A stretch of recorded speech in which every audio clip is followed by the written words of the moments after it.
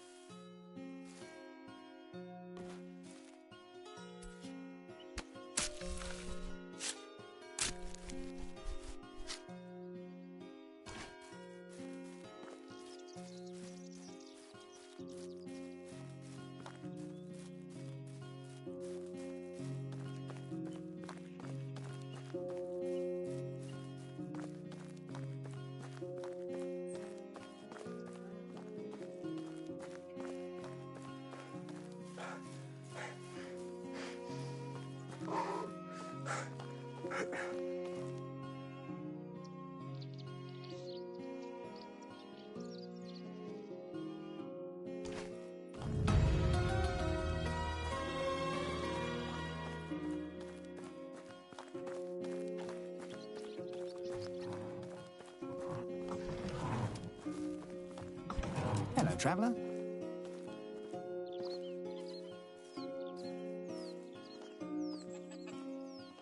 Have a good day.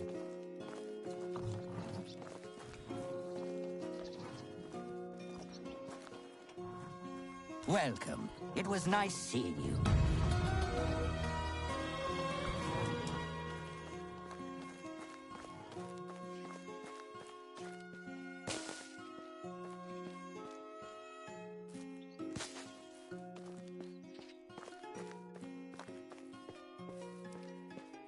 Hello there. Only the best products here.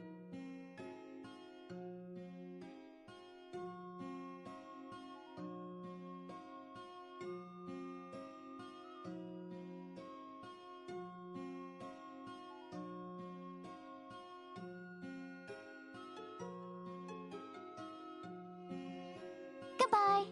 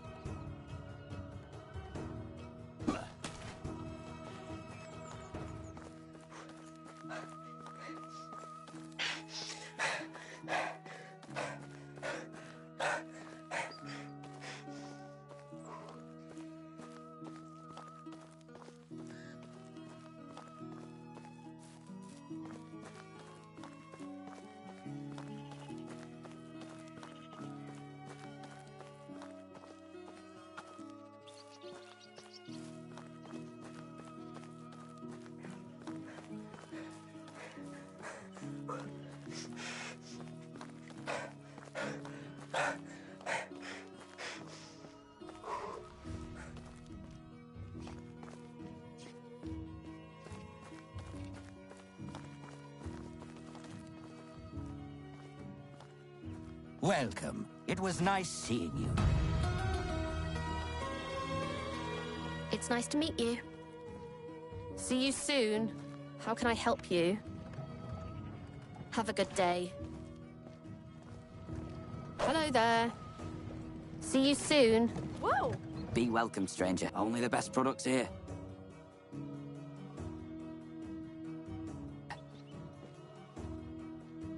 Goodbye.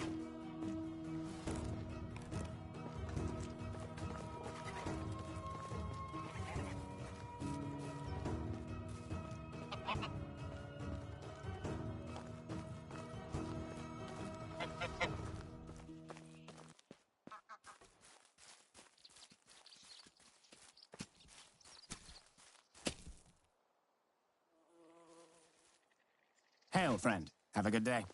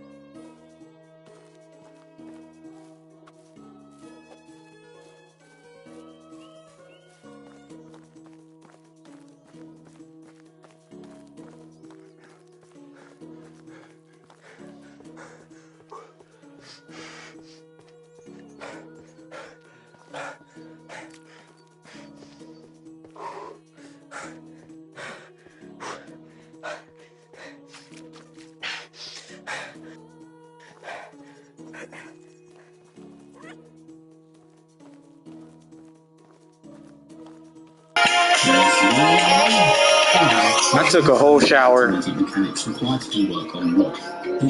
only around now realizing the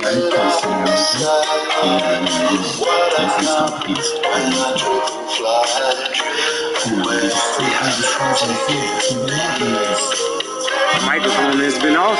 Hello, Space Done.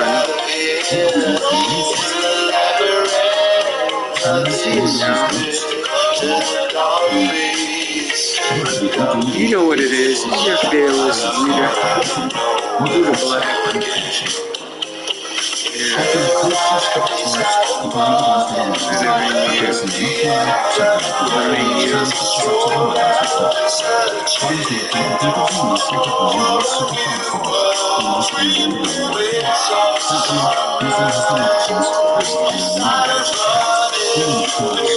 Ooh, copper hammer. That's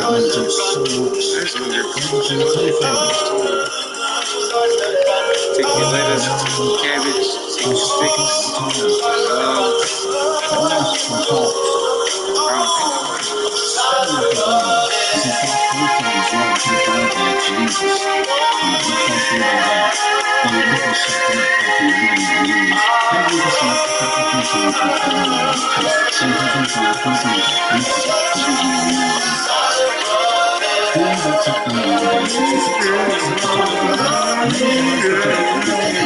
Oh, this counts as a review.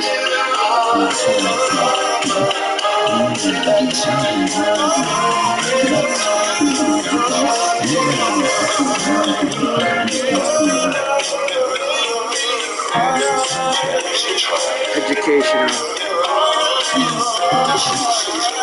Avoiding the community building, it's time to head back to the crossroads, so you begin disassembling parts from your weapon. Discover the capacity to survive in the dark. During the night while you're traveling, crouch. You check your distance. Look for enemy. Confirm keys. Refire. Too faster. Continue. Ancient sausages coming out of her belly. Human sausage. Leslie makes it to the crossroads and begins his work, and those old pals in the helicopter turn up to watch him, like he's in the Truman Show. Les now ignores the helicopter. If they won't rescue him, he won't acknowledge them. He does some more work on the vehicles, stops pushing structure, earth level angle, folded and tucked in. Your four corners parade is production. He smokes a cigarette and watches the helicopter stretch side to side. Cracker Island, yeah. And dreams of play factors. Bay 67 is a heavyweight. He spends the entire morning taking apart parts and repairing wood. The price of pain will not drop. Ricochet, baby, never the bullseye. Play the sheep up and wear a bullseye. If the time by the crocodile smiles, the exchange is free for watch for the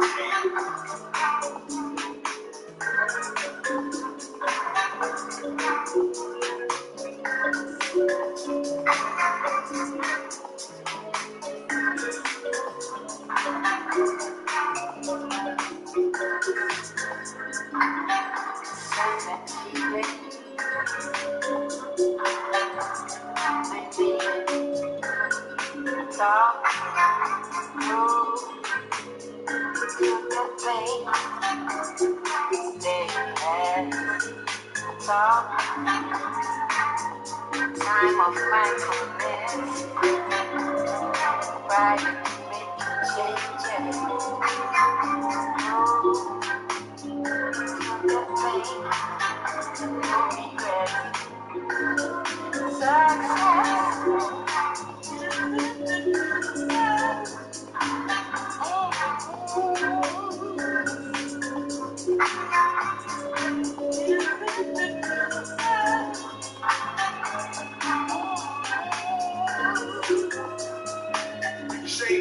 Bouncing off the walls, crocodile levels. They say it all. Bringing beginnings turn into ice. You can hide cameras, can't hide the ice. These 99 bouncing off the walls. Airbase civil. That's just all. Hide your hand, but you can't hide the ice. Good rhythm, good vibes, and Uber's nice.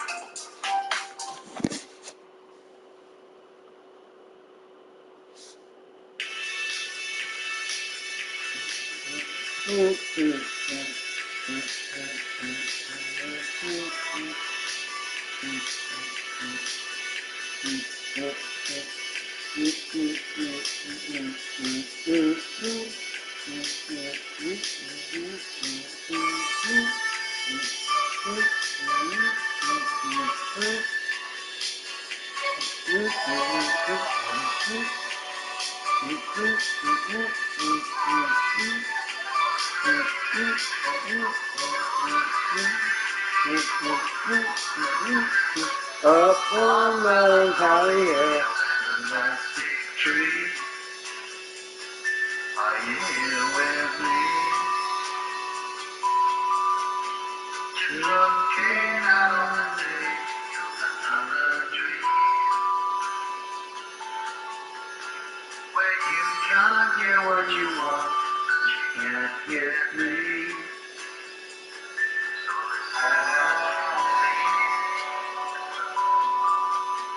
if you are my medicine, close to me.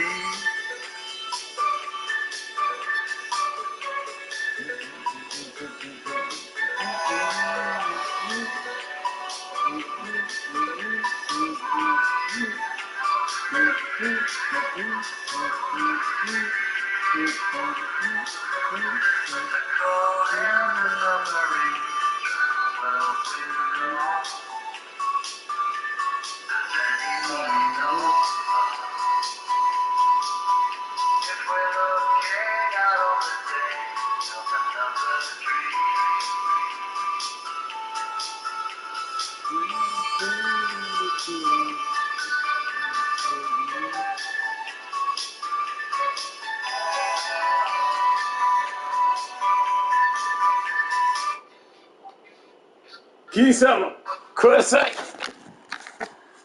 Ichi, hitai.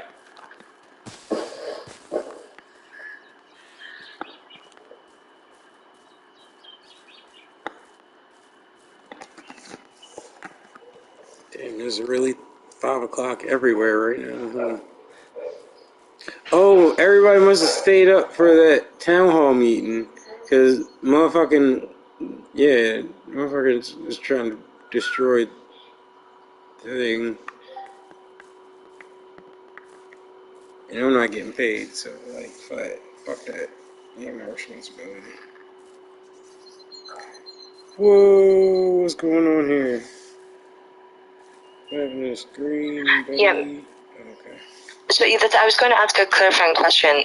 In your worldview, so I think partly this might come down to like a question of like at what point, this is like most of this debate circles around the idea of like when does life begin, and this is why this is like the crux of the issue for like a lot of people when this debate comes up, because obviously for people who are pro-choice, the reason that it's a different moral equation, or the reason that it's a different set of factors, is because for them, if life doesn't begin at conception, then you're not actually harming another, you're not harming another being, past a certain point. So my question is, for you, do you believe that life begins at conception? And like other people in the room, like what do people think? Like if you don't believe life begins at conception, like what benchmark, or like at what point do you think it's a moral relationship?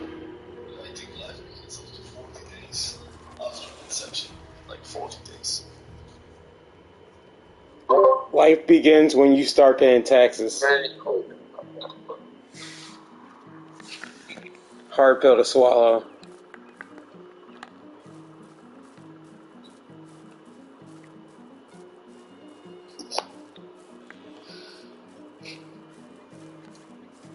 Evil bitches try to like. But like, for eugenics, like. Yeah. Mic drop. On the mic. Murder. Exactly. Well, what constitutes murder? So, because again, there's a I- multitude of people for whom have committed murder and got away with murder. Like, what are you assuming constitutes murder? Wait, let me hear the end. Can I please hear the end of what he's saying? Okay, cool.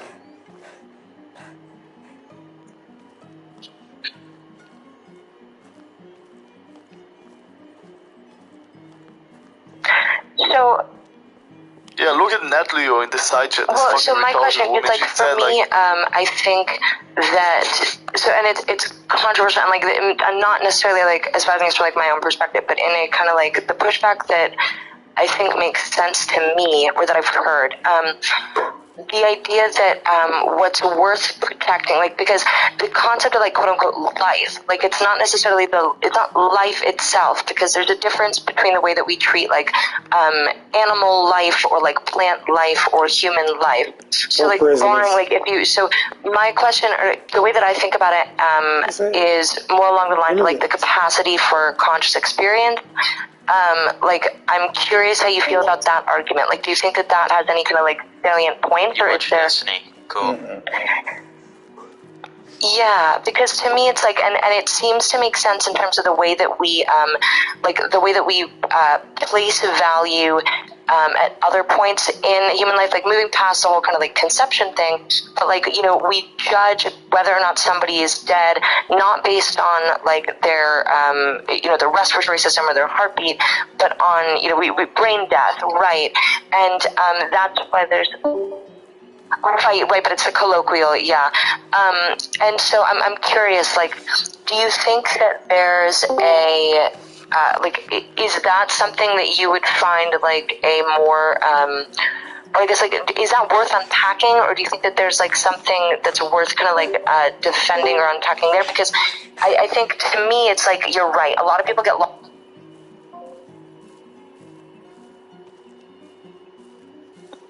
Oh, right. Nobody's in politics. Well, we're just gonna start my own shit.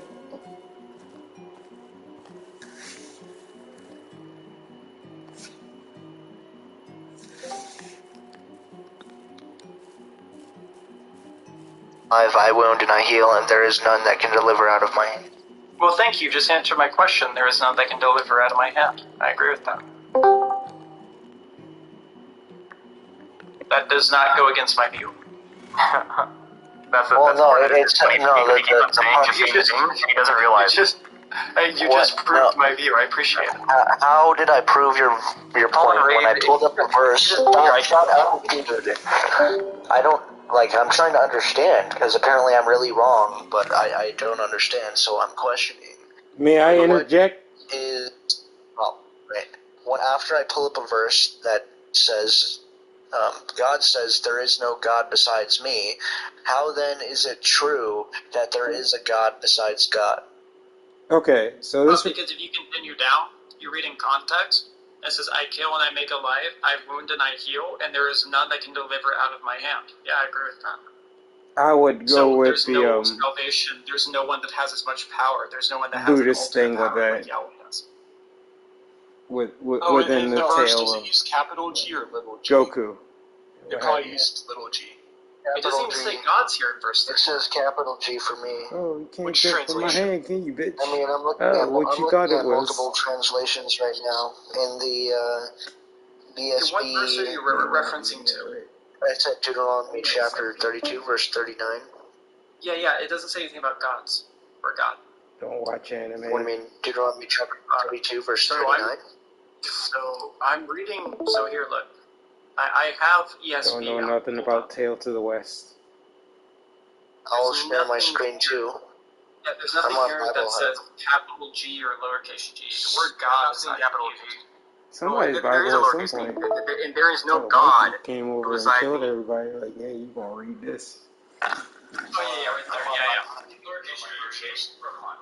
There's different versions. Right, we can look into the Hebrew or the Greek and see what it says, but I don't know. Yours is uppercase. Majority is lowercase, but there's a bunch that are capital. And God used as lowercase g is going to be a non-specific God.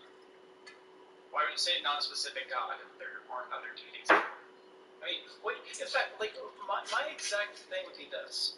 Why you want to play with fire? Like, saying what you're saying is playing with some hardcore fire. That's pretty radical. Can I offer a solution that's possible? Right, what does the word God mean? Right, let's say if, someone creates a statue and is worshipping that statue, obviously I think here everyone would say, well, the statue isn't God, but this person, the statue is this man's God because he's worshipping it, but the statue doesn't have any power. It's not the true God, but for this guy it is. So it's like all of these other gods. So you're worshiping the man's respect for our God intravenously through the religion. Yes. Paul said in the first letter to the Corinthians, chapter 10, the things the Gentiles sacrifice to are demons and not God. Some men, their gods are their bellies, etc. They just seem to worship things which are not the creator, not the... But it doesn't say that that's a sin in the Bible. If anybody can correct me. It's not a true God, but it's this person's God as in the sense of the word means something that is worshipped. Right? So gods of their bellies. That doesn't mean that they're the creator of the bellies, but whatever that they are about allowing to dominate them, in that moment, it seems to this person that is a God, but it's not God. It's just a fucking fabrication. Yeah, I agree with that. I agree that there are things such as icons or idols that are worshipped, right? And those are gods to those people, right? But I don't believe that there's beings or deities out there, besides God. So you don't believe in demons? That's not what he said. I believe in demons, but I don't believe in deities. What is a demon? Does a demon just have human power?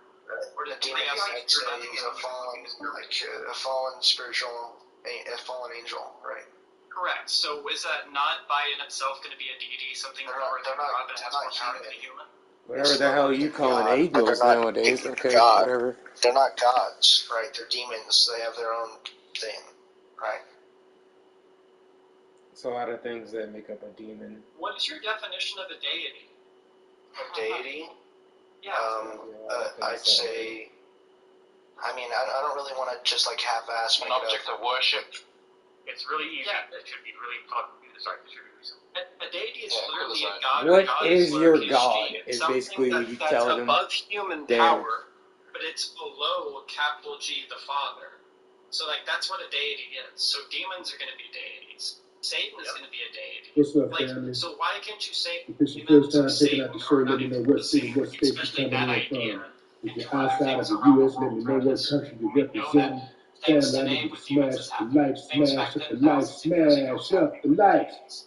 Also, if you haven't done so already, after you subscribe on YouTube, there's a little bell next to the subscribe button. Go ahead, click that thing right now so you can get your notifications each time I drop a new video like this. That way you'll be in the loop going in a founder. Misunderstand your position. What do you think I'm saying? A god or a goddess to I believe you believe that there's just like.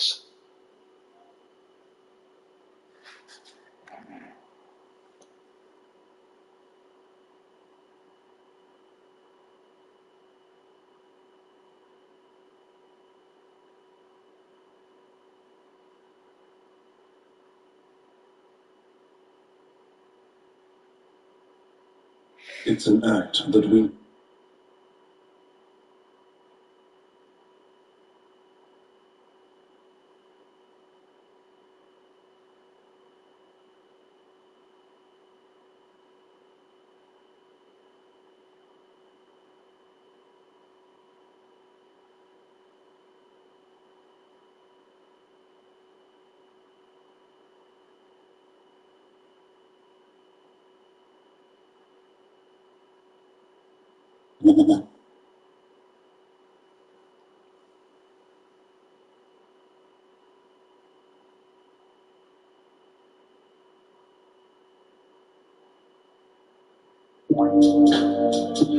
Joseph P2, welcome to the Coffee Pod Money. I'm going to the cinema!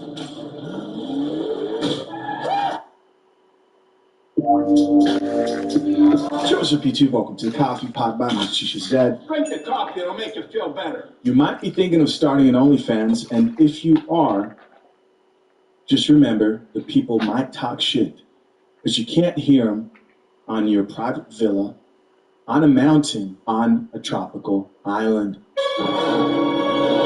Don't believe me? Check it out for yourself. Let's get it. People are going to say things when you start your OnlyFans, but just to let you know, you can't hear them from your private villa up in the mountains on a tropical island. So it's all good. So it's all good, she says. You cannot hear them from your private villa on a mountain on a tropical island, so it's all good. She's not tripping, man. She's got OnlyFans going, and the people who are criticizing her are just background noise. Now, of course, somebody else did respond to this video, and we're going to play that video after these comments. First comment here says, you're right. You hear the silence of your loneliness and realization of nobody actually cares about me. Mindset starts to kick in. Here's another comment that says, was this my sign, girl? I don't know. So we've got a chick here who's inspired and convinced, hey, this might be my sign to start OnlyFans. This is very strange because I would like do a video of a woman getting online on TikTok and crying and complaining about how she wished she knew. I've done a bunch of these recently, very recent. I think the last one might have been, like 2 days ago, of a chick basically saying, you know, these chicks tell you that you're happy and they're all miserable, they're all sad, they have nobody. Don't do it, don't start your OnlyFans. And she responded here and says, yes. As in, yes, this is your sign. Now the comment here says, but we can hear them 10 years later when it finally hit you. I'm curious, man, how many people, I'd be curious to know how many accounts go inactive like shortly after being started. I bet you there are a bunch of people out here who you know personally, like friends or people you went to school with, maybe even professional people who you might work with, who've tried and started OnlyFans, and it really didn't get anywhere because most of them don't make money. Someone else here says, some people are so poor even though they have money. And the creator says, I understand what you're trying to say, but my money means I can take my son anywhere. I never miss a milestone. That's riches to me. Very interesting. She's thinking about her son, but not thinking about how this will probably affect her son in the long run. Here's another comment that says, you pay with your soul. Damn, drink coffee. Drink the coffee, it'll make you feel better. Here's another comment that says, self-respect is worth more than what money can ever buy. Here's another comment. Oh no, I think that's it. Let's check out the response video to this chick's video that I thought was worth listening to. No more wasting time. Let's get it. People are going to say things when you start your OnlyFans, but just to let you know. Just to let you know, the top 10% of OnlyFans creators are only making $1,000 a month. So out of 2.1 million people, like 1.8 million can't even pay their rent. Damn. What they're making, they probably don't make anything. And to actually be rich off of OF, you probably have to be in like the top 4% of creators, which is highly unlikely. That's like saying people are going to laugh at you when you spend your life savings gambling, but you won't be able to hear them once you hit that $8 million jackpot. Like, I'm happy for you, and this is nothing against ex-workers, but once it's out there, you can't undo it. Once it's done, it's done. I see a lot of girls in the comments like, oh, this is my sign. Like, I'm not really a fan of people glamorizing that lifestyle when most people don't have successful results. Imagine really stripping down naked for your phone and camera at home and announce to everybody that you're going to be selling pictures of your butthole on OnlyFans for $5 a pic and only getting a couple of people who are interested. That must be sad. This one girl in high school who started doing porn, and like her nudes are on Google when you search her name, like fully spread out, everybody knows. And she doesn't even do that anymore. Like, she literally did that for nothing. There's a 95% chance that you will fail, but there's like an 80% chance that everyone will find out. Like, 95% chance you will fail, 85% that everybody will find out. Is it worth it? Comments in response to this video says, the people who are making money on OnlyFans are already rich and famous. I think there's some truth to that. You definitely do have to have some type of leverage starting out, a good following. You got to be known for something. Those seem to be the people who make quite a bit of money on OnlyFans.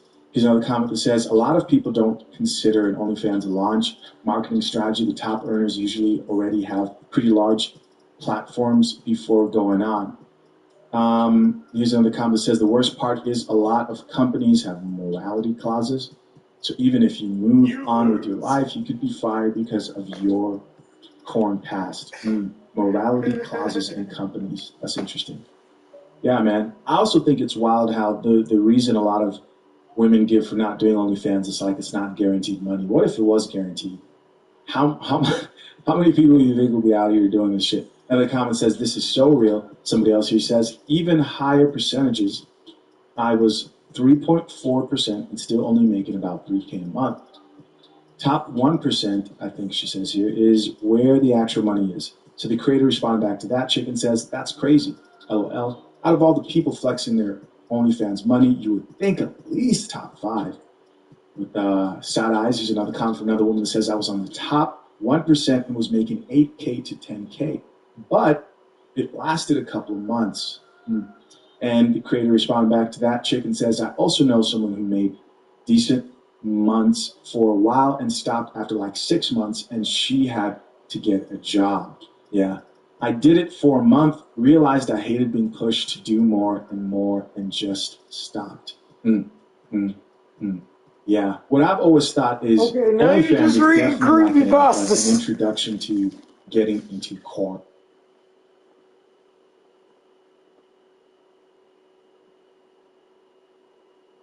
Like, you know, motherfuckers be making shit up online. You can't trust everybody. Everybody say.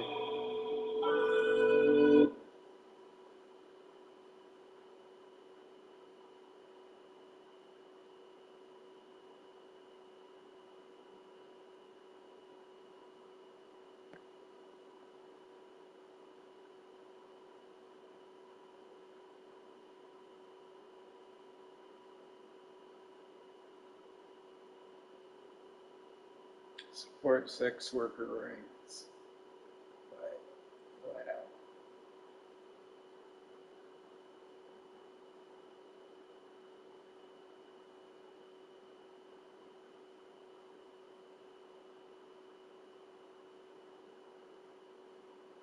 Can't support somebody having sex, making money. You know, it's like, can't support none of that shit for real. Because all this shit was built on the basis of sex work. one way or another. We need all available units at the entrance of Fort Zancudo.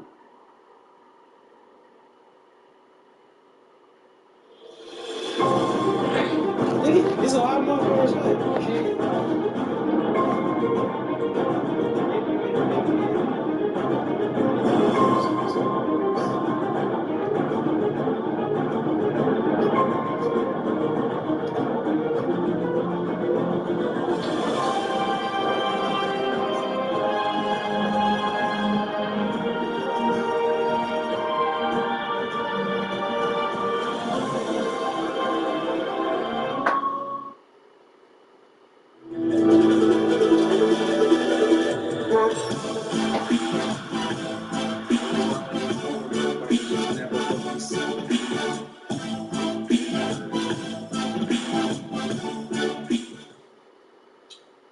Rob Liefeld is one of the most criticized artists to ever work in comics. He can't draw feet. He can't do perspective. Has he ever even seen a woman? But at the same time, he was, for a brief period, the world's most successful comic book artist. He was an actual celebrity. He made millions of dollars drawing comic books. How did someone who apparently has no skill in drawing become so successful and so popular? What was the secret to his success? And why did everyone turn on him? I've spent the last few weeks researching, and the answer I found is probably the last thing that I expected. Let's start with something you've probably never seen before, a Rob Liefeld drawing with feet. Here's another. There's some wonky proportions here and there, but before you go dunking on him, here's the thing. He did these drawings as a teenager. These drawings are from a portfolio that he had put together at 19 years old to try and get a job in comics. They would have been tucked under his arm at WonderCon 1987, standing in a long line waiting for his turn to show them to an editor from Marvel Comics. Well, the head editor for Marvel says that sometimes he discovers new artists at the conventions. Hundreds of them show up at every convention,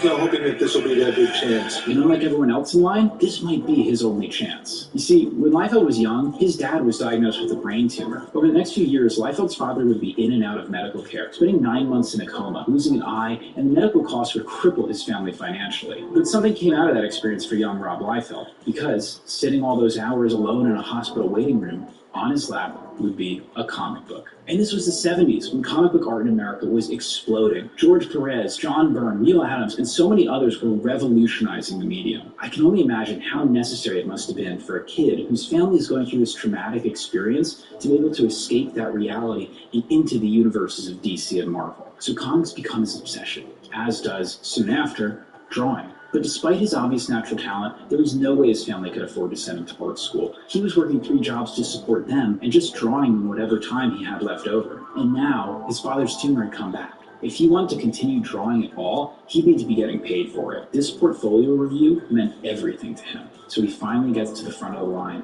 and sets his pages down before legendary Marvel editor Mark Gruenwald. Gruenwald shuffles through Liefeld's pages.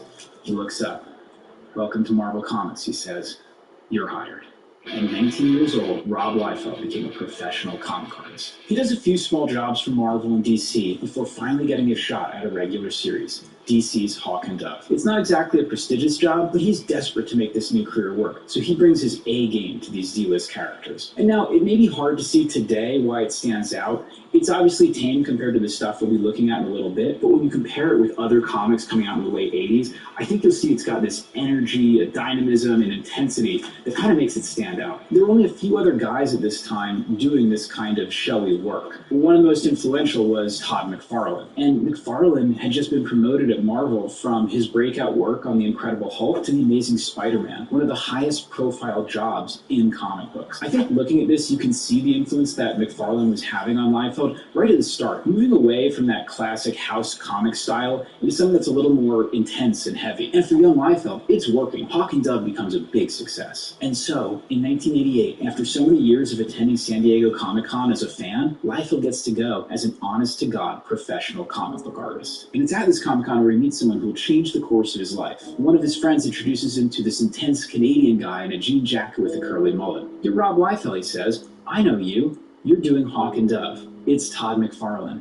Todd McFarlane knows who Rob Liefeld is. They actually become fast friends. They end up spending the next 12 hours together, talking comics and art and everything else, even though they're at different points in their life. McFarlane is older, married, and serious. Liefeld is 20 years old and hungry for success, hungry to make the money to pull his family out of their financial situation. And what I see is this kind of big brother, little brother relationship forms between them. I mean, just check out this video they made a few years later. I think you can see the dynamic at play. And the other biggest question that I get is, did you pay for that haircut? Unfortunately, I did, yeah. That's brutal. Sorry about that. He brags that while Liefeld is still figuring out posing and anatomy, he's busy drawing every brick on every building, adding extra girders, working to set himself apart from everyone working in comics. But Liefeld wants to set himself apart too, to catch up with McFarlane. And so, in issue 5 of Hawk and Dove, when the characters enter an alternate dimension, he has the entire book turned sideways without getting the writer's or editor's permission. Well, that didn't go over so well at DC. When they got the pages, his editor called him furious. He demanded that Liefeld redraw the pages in a traditional format, and if he didn't, he'll be fired from the book. Liefeld refuses because, unbeknownst to everyone, he had been negotiating a deal to go over to Marvel Comics. See, Bob Harras, an editor at Marvel, had recently taken over the X-Men family of books. Harras had gotten that job because a few years earlier he boosted the sales of the Incredible Hulk by taking a chance on a little-known artist. That artist's name was Todd McFarlane. Now, Harras was looking for the next Todd McFarlane to boost the sales of a struggling X-Men spin-off called New Mutants. Rob Liefeld was going to be his next Todd McFarlane. And, just like he had on Hawk and Dove, Liefeld attacks the assignment with everything he's got. This is an era when a book selling well meant big royalties for its creators, so his family's well-being was on the line here. He doesn't just want this book to sell well, he has to get this book to sell well. And so almost immediately after coming on the book, he begins introducing new characters, and they do not look like characters in any other comics at the time. And I'm just going to say it, Rob Liefeld is a strong character designer. Hold on, don't unsubscribe yet, let me explain. I know he's mocked now for his pouches and shoulder pads and guns and swords, but again, we have to look at this in the context of the time. Most superheroes were square-jawed guys who wore spandex. Just look at the covers before and after Liefeld takes over. This thing is going to stand out on shelves. He looks like he's about to murder the rest of the New Mutants. And this cover is McFarlane inking Liefeld's pencils, by the way. They're just so in sync. They spend a ton of time on the phone together as they work, and it almost seems like they're in a competition to one-up each other with how many lines they can put on a page. And Liefeld begins introducing new characters in almost every issue of New Mutants. If he's competing with McFarlane in this area, he's winning. When McFarlane co-created Venom, most of his work on Spider-Man was really focused on creating great new visual interpretations of older characters. But Liefeld is throwing in new wild designs all the time, and the New Mutants is going from a struggling comic book to a sales success. But then, McFarlane takes things a step further. He gets the assignment to launch a new Spider-Man series that he won't only draw, but also write. Whether to keep up with McFarlane because his ego was growing, or because he was genuinely trying to make the book better, Liefeld starts ignoring the scripts he's been given on New Mutants. This forces Louise Simonson, who's an incredibly gifted writer, to do last-minute rewrites around Liefeld's art. And, unlike his editors at DC, Bob Harras supports him in this. So eventually, Simonson is pushed off the book and replaced by Fabian Nicieza, who is happy to work his dialogue around Liefeld's art. And so at this point, the book just goes full Rob Liefeld. He introduces Domino, Deadpool, Shatterstar, this guy, that guy. It's just pure insanity, even if the plots and characters are getting thinner and thinner. And it's during this time that McFarlane's Spider-Man #1 finally hits the stands, and it becomes the best-selling comic book of all time. Marvel had thrown all their resources, all the gimmicks, everything they had at it. Todd McFarlane is now the biggest comic book artist in the world, and Rob Liefeld wants that. Even though he's supporting his family as an artist, just as he's always dreamed, he's still hungry for more. He wants to beat Todd McFarlane. But our pages are actually 10 by 15, which is about the size of Rob's ego. Although Bob Harras says it's usually about the size of a double-page spread. So he calls up Bob Harras and demands he gets the same treatment, a new #1 with all the marketing resources that Marvel has. Once again, Harras is in his corner, so they cancel New Mutants with issue 100 and relaunch it a few months later as X-Force #1, with story and art by Rob Liefeld. How will it sell? We'll talk about that in a minute, but I want to use that cliffhanger to force you to listen to me talk about one other good quality of Rob Liefeld's art. His page layouts. Inspired by how McFarlane was making Spider-Man bigger and bigger in his comics, Liefeld begins to do the same. Don't do tiny stuff.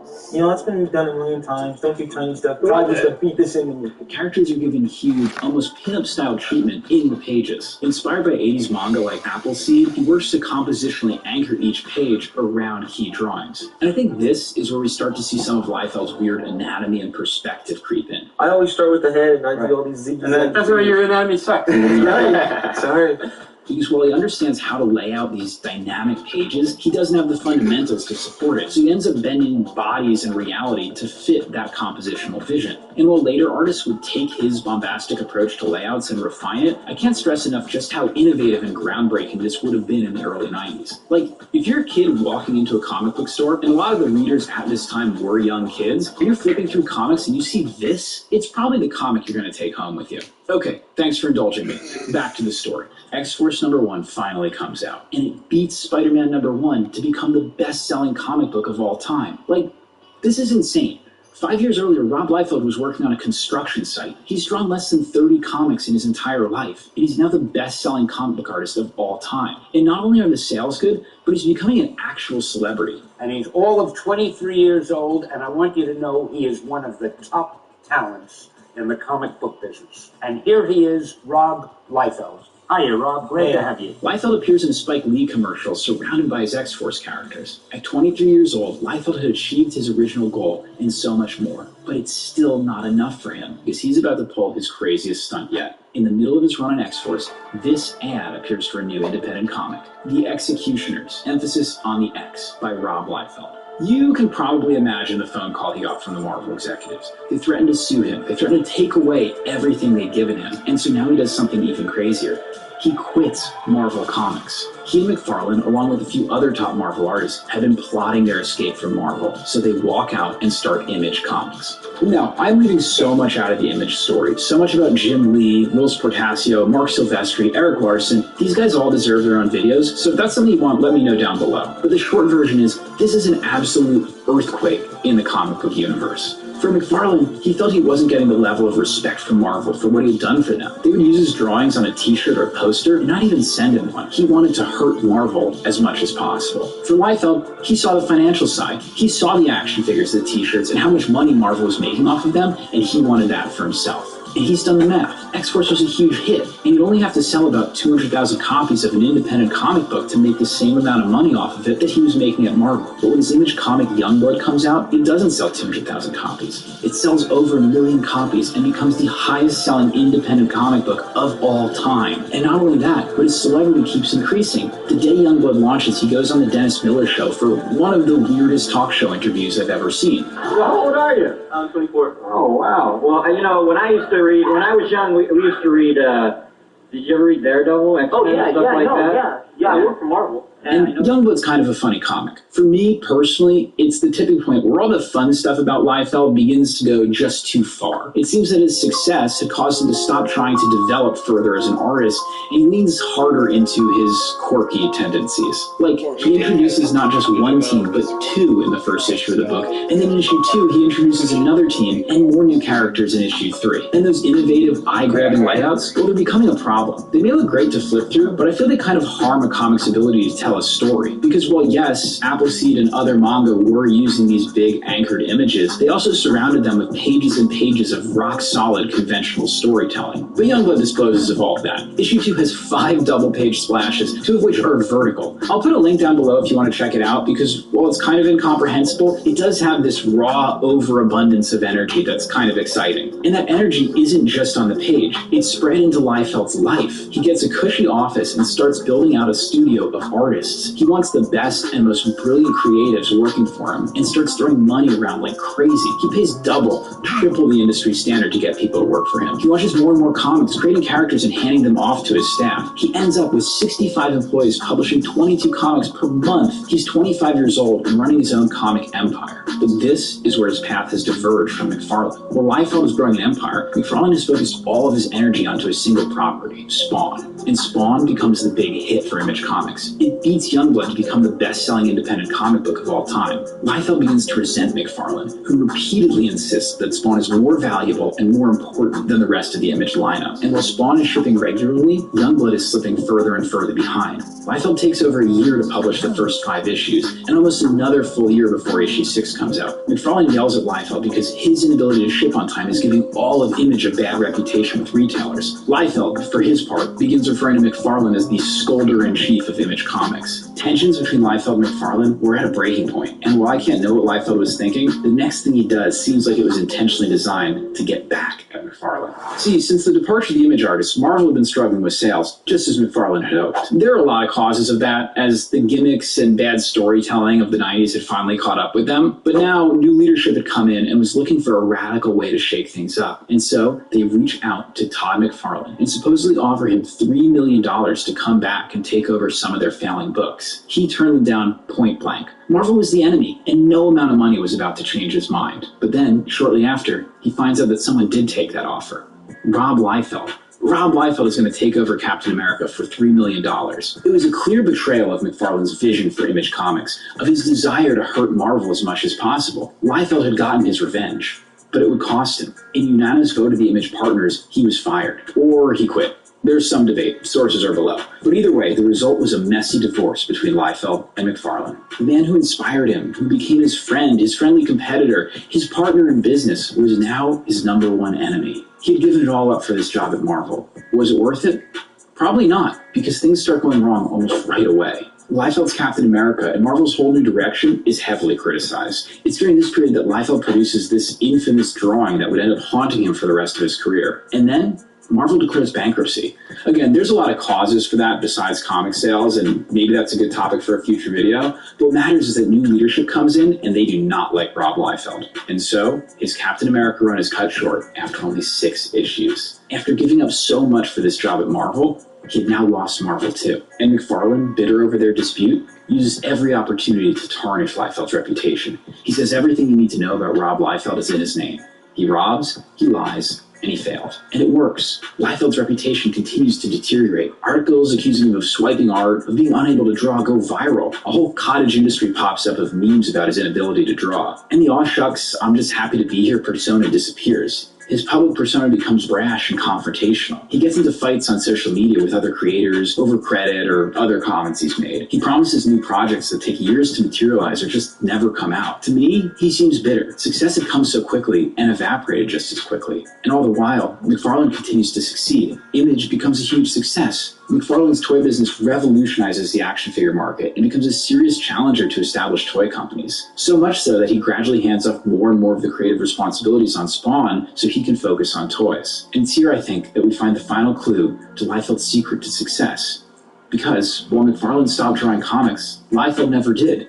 He's still drawing comics today, drawing comics for Marvel and DC. Why? I can't imagine he needs the money, and every issue he releases just brings out more of his detractors. Because this is his real secret. X-Men 108, John Byrne's very first issue of the X-Men. The X-Men are battling the Shi'ar off-planet, and there's a cosmic disturbance that's... Rob Liefeld loves comics so much, more than almost anyone else. And for a brief period, that love made it into his work, and it was enough to overcome all of his technical shortcomings and make him a superstar. But that very success would corrupt him. It would cost him his audience, his business, his reputation, and his friendships. But the story doesn't end on a sad note. Because in the last few years, he seems to have lightened up, learned to laugh and enjoy his success, enjoy drawing comics, and most importantly, to repair some long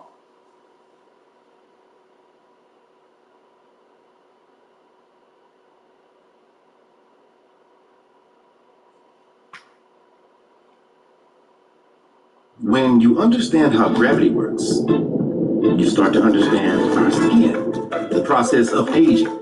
And so you understand the ever-changing business of anti-aging.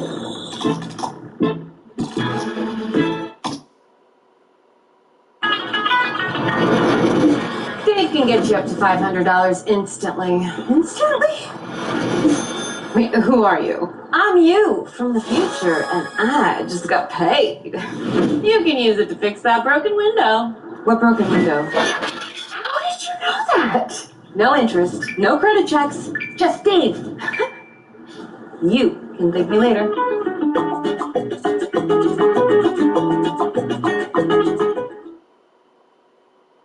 Sign up for Nebula using my link and watch next week's video right now.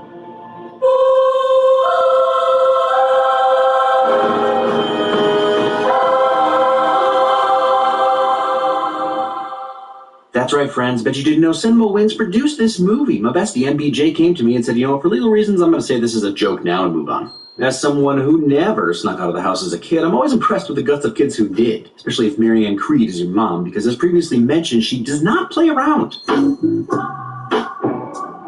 What? Thank you, dang, as the whitest boy in 2002 suburbia, I'm here to say, dang, that's a smooth transition. I love the elements of the song that have been playing in the background since the film started, blending in like score, but what's so genius is that it sounds so familiar. And then Dre kicks in, and almost everyone born in the 80s or early 90s goes, that's what it is. Not the most memorable track off the Chronic 2001, but as track 2 and the first actual song of the album, it's up there with classic album openers, which definitely sets the vibe. And Michael B. Jordan coming in hot in the director's chair, taking a cue from Coogler with a gorgeous oneer right out of the gate. He captured the hazy golden glow of the lights that transitioned to the blue spotlight by the door and then back into warm tones on the inside with the twinkly lights. The set design and lighting work together here to just scream quality. I'm Johnny, nice to meet you. How y'all doing? Good to see Donnie had confidence even when he was young. Make a miss. Yeah, that right, Camille. Confidence even about boxing. In the first Creed, we get the feeling that Donnie was a fighter, but more than just a brawler. Raw, but still knew what he was doing when Rocky started training him. This is such a simple explanation that gives us great backstory. On you? Legality aside, love the confidence of betting on yourself. Not only does Duke see Donnie betting, but he definitely knows that Donnie shouldn't be out there at his age. It just adds even more context to why he refused to train him at the start of the first film. And making a villain sympathetic isn't new ground, obviously, but there's barely even a hint that Damien is a bad seed. He's just a young rockstar taking the shots he can get, and he really does look out for Donnie. He gives him his cut, and when they get busted, he never snitches. Pretty dang likable for a villain. Also, I'm gonna have some nice things to say about adult Dame, but young Dame Spence Moore II does some real face acting in his limited scenes. Violence is often not the answer, but reckon your abuser? Hard to argue against it. Interesting transition to go from hitting to getting hit. Still so fast. Fast slipping, fast punching, fast. Pretty Ricky's really going to town. As Musa and Ryan would say, he's all diced up because everything isn't going down. For now. Is something I missed? It's funny? Yeah. Check me. A lot of this movie's about how Donnie blocked Dame out and tried to forget him, but some stuff stuck. Check me. Love that they can talk to each other through all the noise with ASL. Jordan's sense of time as a director is already impressing me, giving Creed a moment to look around. I'll project my own interpretation that he's looking for Rocky, even though he knows he's not there, but then his slow crane down, tilt up as he stands up that we've seen in every movie. He's calm, the score is measured, it's all stellar.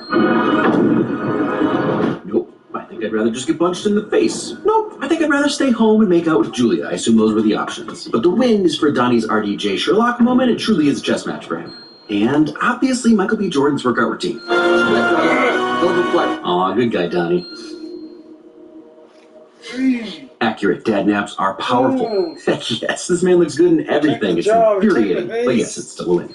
Also a great dad. Don't let anyone convince you that you can't do tea parties and dress up and whatever with your kids. That's a real man right there. Aw, but he still can't sing. No. These two have so much chemistry they should be wearing lab coats. Oh my gosh. I wouldn't have thought hoodie sport coat combo would work, but something tells me paper bag Snuggie works for Jordan. Tell Drago to call me. I know we actually see it later, but I love that Drago and Donnie are buddies now. Dang. It's like 1 second, but Jordan's delivery here is so good. It says everything he's feeling, which is kind of everything, like all the emotions, and what comes out is feigned and reserved excitement. I made that. Easier this time. Last time he was Dragon Claw. You know what I remember? You knocked my ass out. You know what I remember? He'll be your big head back up. This whole scene is so well done, but good lord, I love his interaction. It's just peak guy energy. Whatever you need, I know this day, bro. So straight, bro. Seriously, Bianca and Donnie have chemistry, but goodness do these two work well together. She's seen that face before. I promise you, I am not going to have another stroke tonight. Okay? It so doesn't work like that, but dang it, is that exactly how I would be? I can control this, no problemo. What is with these movies and health problems? I'd like to know if Major's put on this bark noise he makes when he punches or if it's natural. Either way, it's so dang perfect for Dane. Looking for a good affordable pair of headphones? I'm loving these Lenovo bone conduction headphones I got from Temu. They have high-speed wireless connection, great sound quality, and they're comfortable. But if these don't strike your fancy, Temu has great deals on a huge variety of headphones. And these are just everyday prices. If you're a first-time user, you can get up to 90% off for your first purchase. Definitely worth checking out.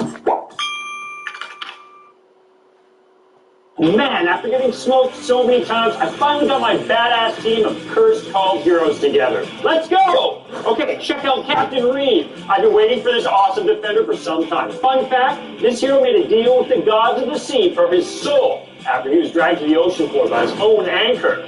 Okay, let's see if the captain can reclaim his honor and fight lost love. Let's go, cursed cult. Show the gods what you've got. Yes! I knew I could win. Captain Reed can fight for me anytime.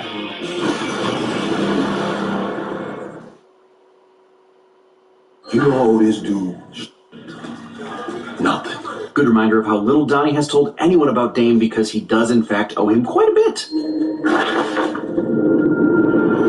Muffins. I'm sorry. JK. Kids punching each other is very bad. That said, in what world did that kid think bullying the child of heavyweight champion would end well? I know that you think that you are protecting her baby, but she has got to know why she wants to fight, not just how to do it. That's a lot. Almost like the exact thing Donnie struggles with in every movie. Subtle little dominance assertion showing us that Dame is taller than Donnie and makes Donnie feel like a kid again. For real, I know things get rough, but he's just about the most likable, sympathetic villain ever. Okay, maybe second. How many gold records you got? I have a few. Seamless exposition letting us know just how successful Bianca has become. Because of his fame, it'd be easy to assume the house and lifestyle is because of Donnie, but clearly they are both killing it. You think I could just snap my fingers and make you a contender overnight? Ain't that what happened to you? He's not wrong. Donnie did work for it as well, but much of his initial fame and opportunity were a result of nepotism, which I'm not necessarily criticizing. People have been given the hookup to their friends and family since the dawn of time, but as is the case with lots of folks, when they do find success, Donnie feels like it should be different for other people, and I like that Dame is calling him on it. If Apollo Creed could take a chance on some underdog, why can't you? Ooh, hitting him right in the Balboas. A little taste of what's to come. He's telling you who he is, right? Believe him. See, Duke knows. Don't get quiet now, Dookie. I love his little shot that he calls him Dookie, that we think he's already left and then he just walks through the background. It's like they forgot to get coverage of Dame, but it works so well, the camera doesn't even focus on him. Love it. The silence of the room, just score, a real he's becoming a bad guy montage. But the shot of the ankle monitor reminds us that he really has it harder than the rest of the folks in this story, and we're almost endeared to him since he's working out alone. Each character gets their own gradient captions, and I especially love Amara's pink ombre. Can text be ombre? Sure, why not? Okay, so I actually just went back to pull some clips, and I realized the ombre matches their clothing or the tone of the scene, so I like it even more. And this has been just about it. Look, not to be all, but it's also about violence, but again, I say at least it isn't professional face slapping. And whatever the truth, I like that Jordan chose to talk about the sport in a way that goes beyond heart, even though that's still a big part of the story. It's actually Kehlani performing their song. It's gotta be weird to play yourself in a film. They are now canon in the Rocky verse.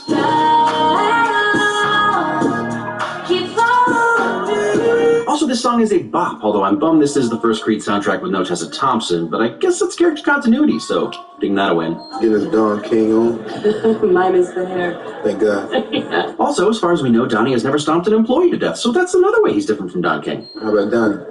Think he misses boxing? No, not that he tells me.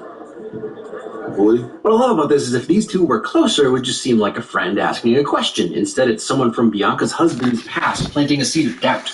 Now my man Drago. I hated his dad, I was conflicted about him, and now he's my bud. You stay away from him. Dame will fight tooth and nail. I mean, he literally warns you what Dame is about. His great Andrew and boxing. Love the choice to have Dame sort of trip over his words. It shows his excitement at finally getting a chance and really nails down the underdog status. Dame.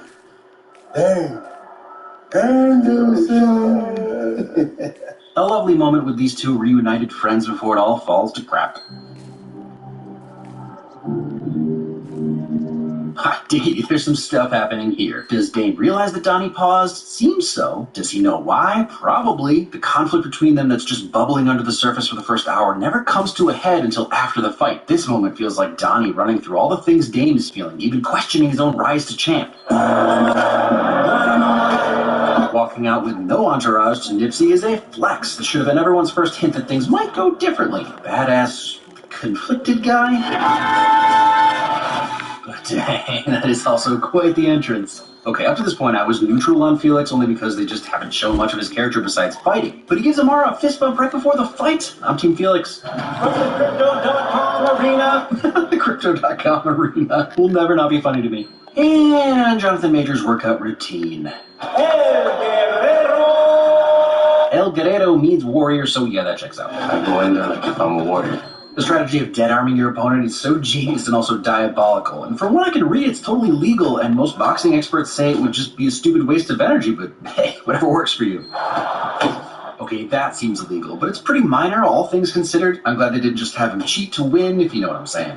Oh, the Dame pushes his coach out of the way so he can stare down Felix and also so he can see what he hurt. Even this is really dangerous, and he should lose points, but it's not the reason Dame wins. Oh, perfect piece of horror movie sound design there, and I'd like to never watch that again. Love the red and green colors reflected all over Dame. He comes into Felix's world, but he's tearing it up.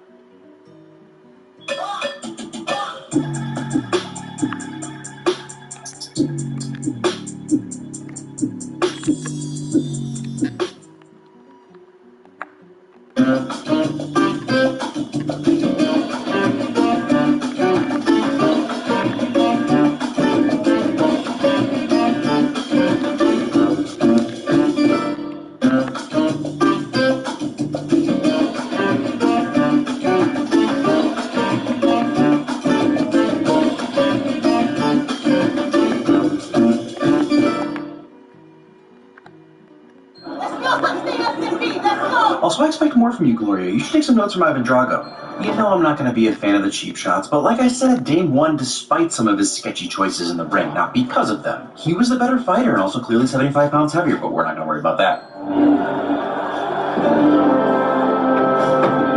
I guess Donnie's shaking his head at Dame since he's celebrating while Felix is clearly still hurt. Otherwise, why you mad, bro? That's sport. You stay away from the gym, you do that. And stay away for a while. I'll talk about this more in the conclusion, but I'm a little confused what Duke's problem is. Like, if Drago had fought and won, would Duke still be pissed? Dame beat your fighter. Not to be insensitive, but your fighter probably should have fought better? This gets a win just because this is how parents text. No context, just I keep your guard up. Are they mad at me? Did someone die? Did they just need help figuring out the TV remote again? Who can say? Great example of how invincible winning must have made Dame feel, because there's no way having that gun isn't breaking his parole. You put the gloves on my hands. I think there's a lot to talk about when it comes to Dame and how he's really not a villain, but this turn he does from meek and mild to cocky and hostile. Mwah.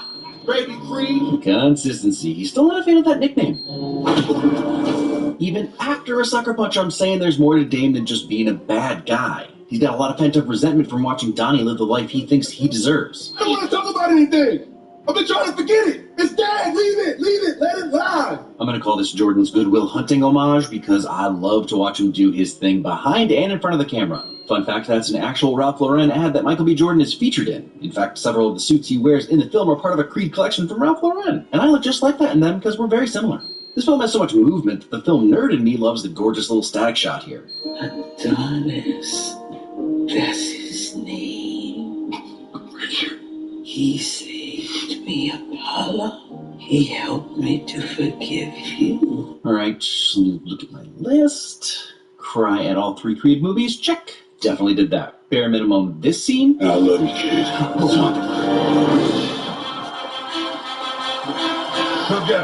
And this scene. What's your name? What's your name? Creed! I didn't know how to handle it, but you're always really good at that. Feelings. It comes easy to you. Doesn't come easy to me. And I don't always know how to talk about it either. I love that she doesn't let him get away with that cop-out. So often people who keep everything bottled up think that those who talk about stuff can just naturally open up, but it takes work and practice no matter who you are. I never called it right. After a while, it felt easier to pretend.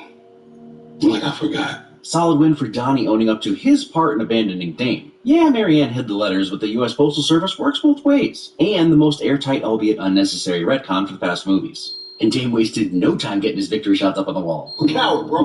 And a fraud. I know it, everybody else knew it. Hey, Apollo Creed will be shamed. And that's when I fully wanted Creed to wreck Dame. Look, Dame has already crossed the line a bunch, but with his past and his clear trauma, I was willing to let it slide. But you want to bring people's parents in this? Their dead parents? Nope, Team Creed, baby, all the way. We know Dame. Dame will have his damn list memorized. Nothing gets me more hyped than a cut back and forth montage of two boxers getting ready to fight. And a little touch of Donnie's beard, his goatee a little long, giving him that old man Gonis look. How's that? What'd you get? Good enough to beat you. My guy is back, and he's helping train his best bud. Just warms the heart to see these two who are mortal enemies, all friendly. But you know what I mean. I love that Drago starts out by shoving Creed, gets him out of his comfort zone, and also we've all seen that Dame has some unorthodox methods. True bud right there.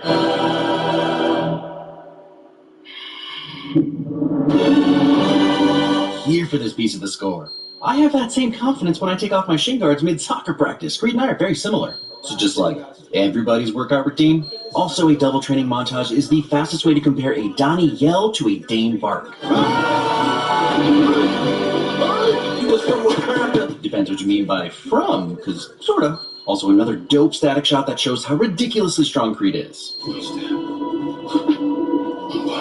Aw, Rocky's still in there in his head. Not to mention one of his final training shots where he squares off against what Rocky said would always be his toughest opponent.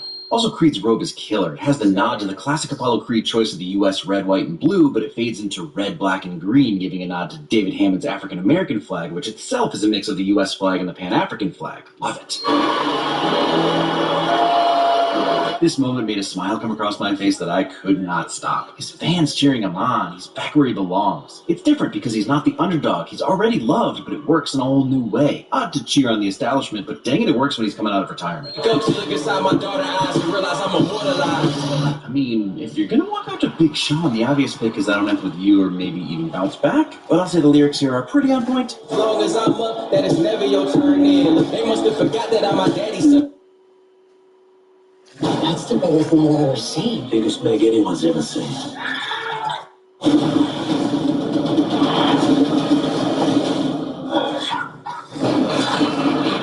Meg 2, The Trash, rated PG-13, in theaters August 4th.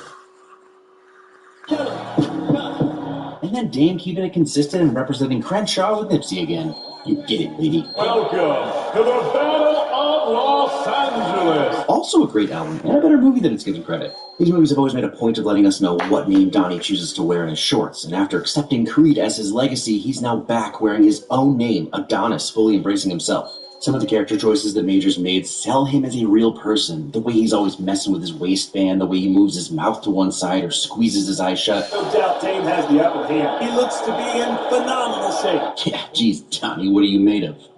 Marshmallows? If it ain't broke. Each martial arts style has its own way of being filmed, and Jordan and his DP Kramer Morgenthau captured the best way to make boxing look fast and powerful, the way the camera dodges with Donnie. All right, look, Donnie. I'll see you in a minute. Don't worry, I'll be right back. Is this fight just becoming a win every few seconds? It is. It's for the banter this time. Dame can't shake Donnie this time.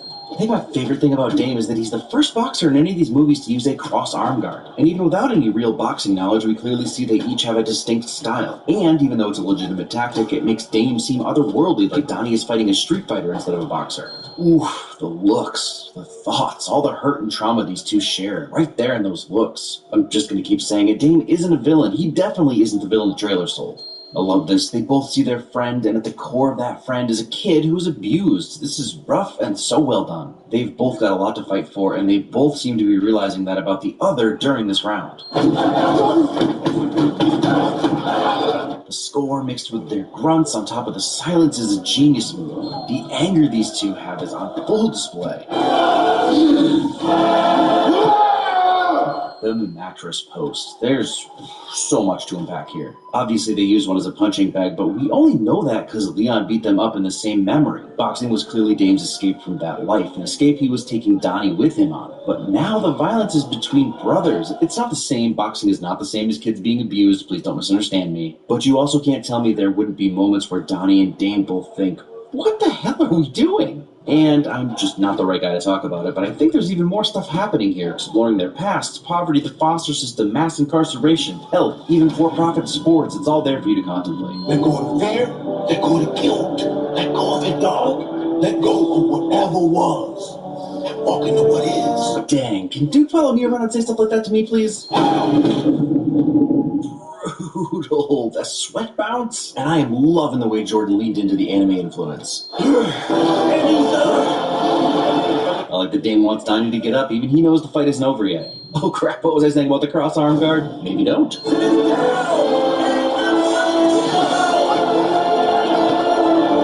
I love that he still earns the Rocky victory music even with a slightly different arrangement. And look, Dame needed to learn and Donnie needed to prove that he really earned it. But that doesn't mean I don't cry a little inside for Dame, and so does Donnie. Guess you did learn a few moves without me.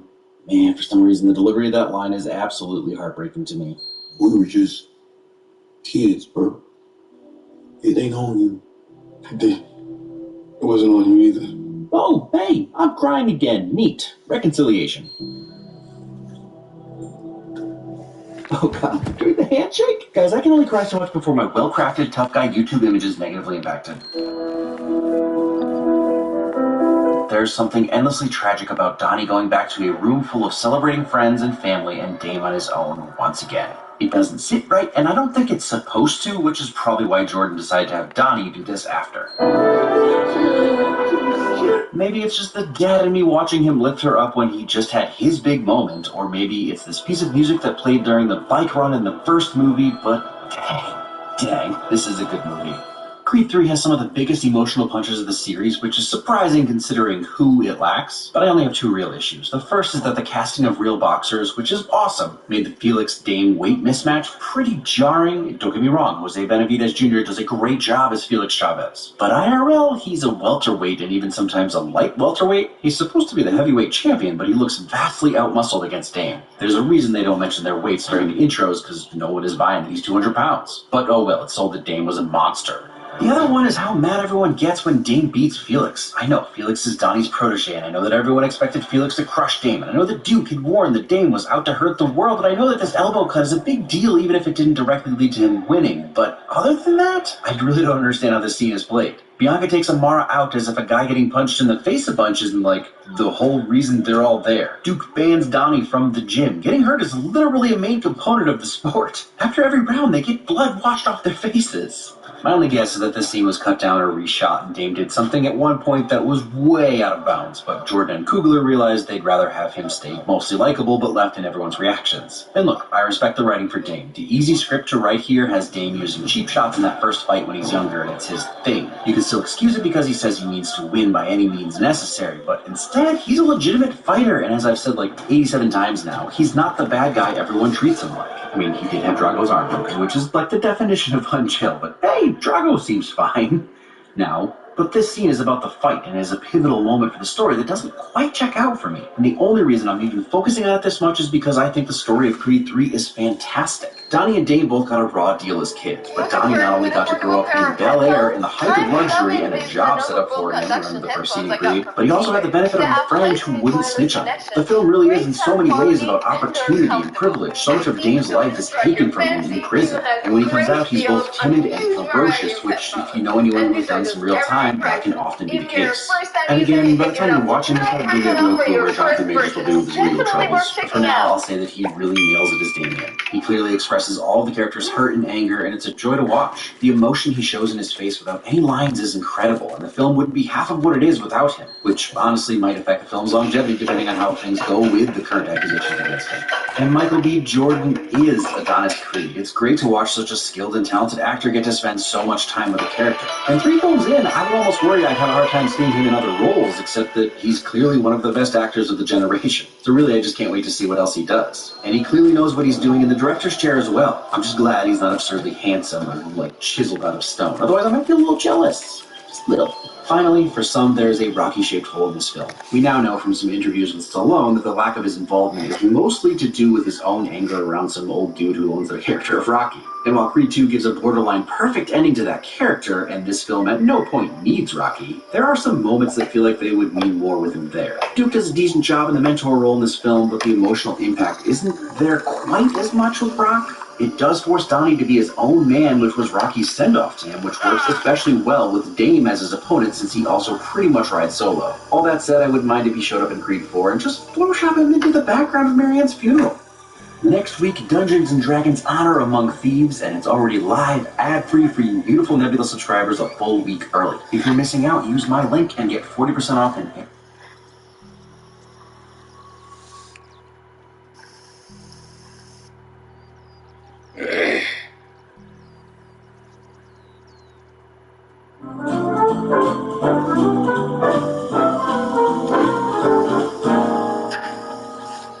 Shush. Fake news.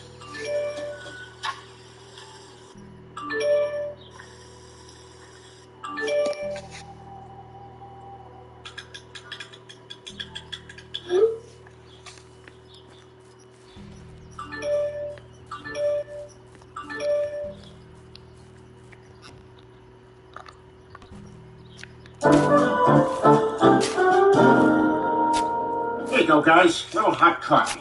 Where did we even go last night? I have no idea. Cup of coffee, Joe? Yeah, thanks. I remember we got really excited about something. That's right. We had that $1 million business idea. Does anyone remember it? More coffee, Joe? Sure, I'll take another cup. Oh! Didn't anyone write it down? Wait a minute, maybe it's in my pocket. Peter, you just rubbing pocket cloth over your wang? I'm actually popping a leg pimple, Mr. Smarty Pants. Damn it. I'm sick of us always forgetting our great ideas when we're drinking. Well, down at work, we wear body cams. We could just do that when we're drinking. That's a great idea, Joe. Thanks. Now maybe you'll take down those 3 billboards you put up about me.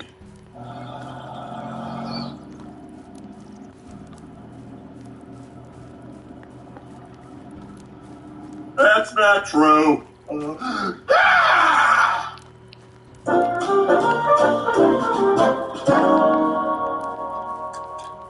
Ah, Joe, these are pretty cool. Yeah, they're not as heavy as I thought they'd be. Yeah, we can live stream the footage on my iPad. How do we talk when they're on? Like, different? No, Peter, use your normal speaking voice. All right, let's hit it. Hang on, guys. I'm just going to say goodbye to Lois. Where the hell do you think you're going? I told you, I'm going to the clam with the guys. Oh, surprise, surprise. Another night out with the losers. Losers? Name 5 things wrong with each of them. With pleasure. Lois sends her love. Come on, let's go. What does she mean, can't eat an ear of corn? I can't help it if my adult teeth never came in. She says I call Steinfeld Steinfeld? Of course I do. That's his name. Jerry Steinfeld. Pardon me, to quote his famous bit. She says I say everybody weird. I say everybody just like everybody else does. You do say that weird.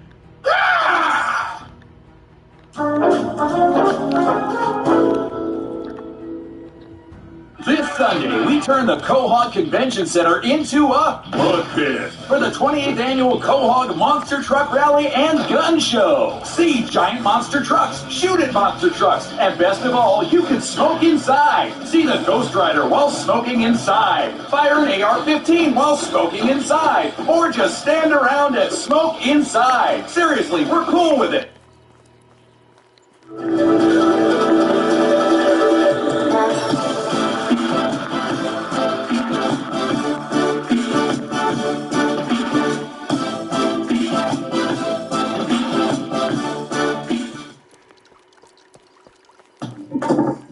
What you playing? Monopoly Go. It's like the classic board game, but, different. Different how? Well, first of all, it's free to download in the App Store and on Google Play. Then you can go online, play with friends, level up cities around the world and beyond. Build tokens and streets and houses and resorts. Thanks, honey. I think I get the hang of it now. You always were a quick study, honey. That's why I love you.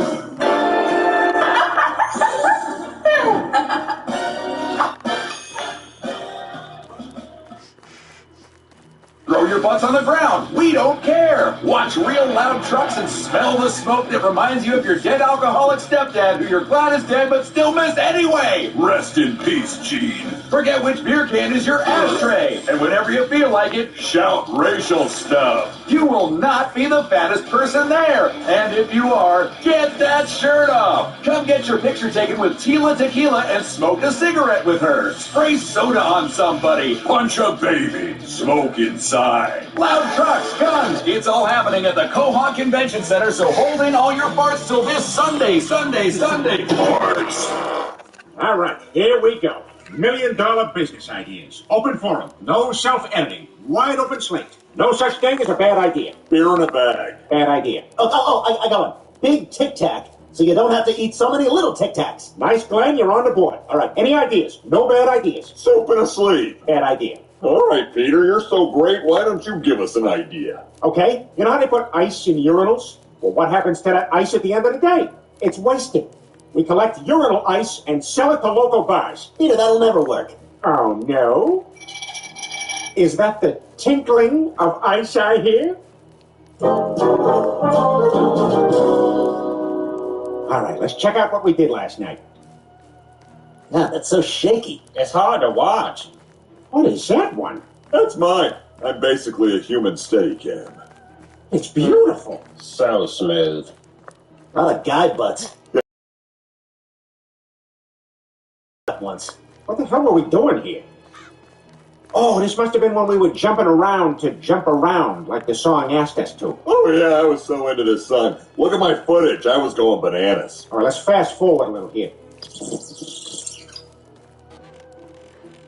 Just looks like we're drinking at a random bar. We ain't talking about any $1 million ideas. Wait, pause it. Zoom in on that napkin. What does that say? There it is. Warm cuts. Like cold cuts, but warm. $1 million idea. Warm cuts? That's dumb. If it's so dumb, how come we're pitching it on Shark Tank?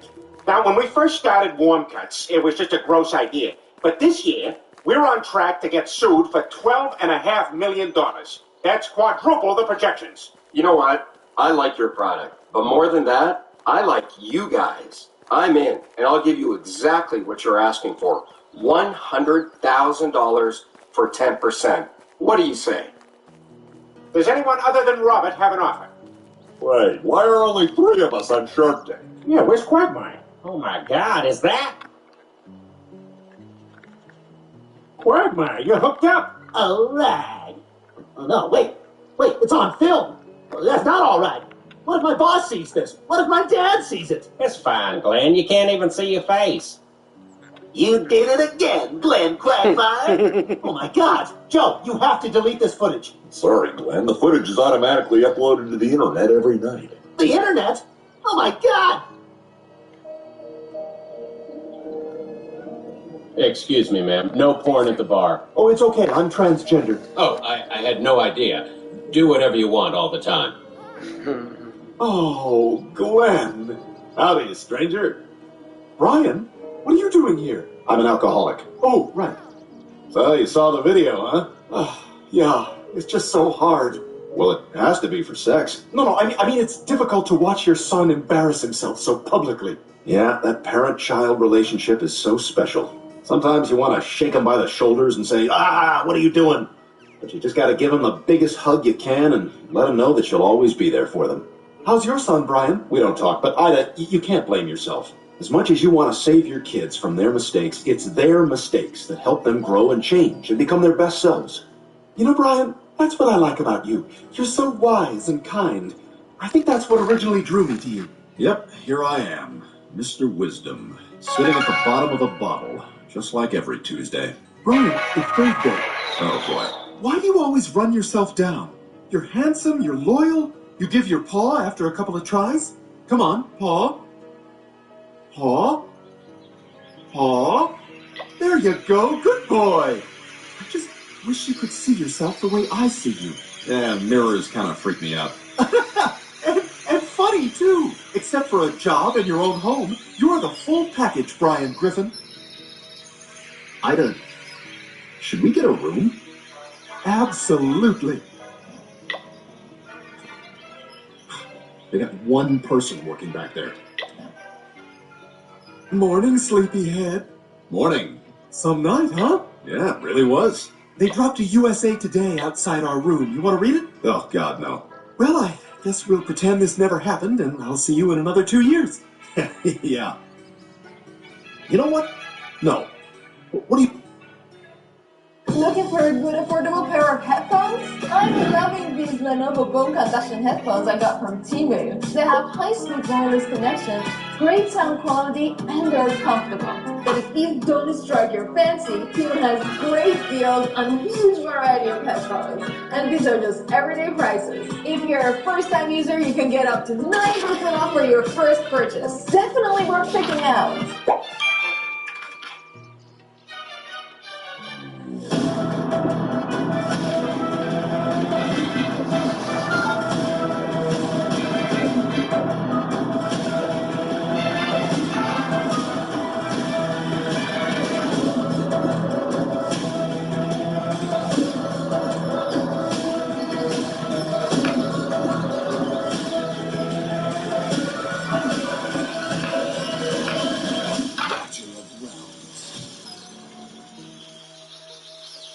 On Friday night. Well, that depends. Is Friday night videos still a thing? No, it hasn't been for quite some time. Well, then I'm free. Does that mean you're asking me out? I guess it does. You're not ashamed to be with me? No, I'm not. I don't care anymore. I guess I'm just not as hung up as I used to be. Room service. Oh my God, you ordered room service? Are you crazy? What if somebody finds out I'm in here having goofball sex? Hello, room service. I've got your eggs and sausages. Sausages.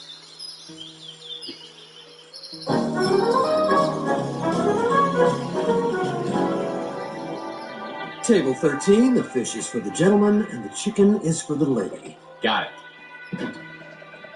Great. Is that our food? The fish is for the gentleman, and the chicken is for the lady. I'll be right back, folks. Well, thanks for picking me to break in your new Discover card with. Hey, thanks for co-signing for it. My pleasure.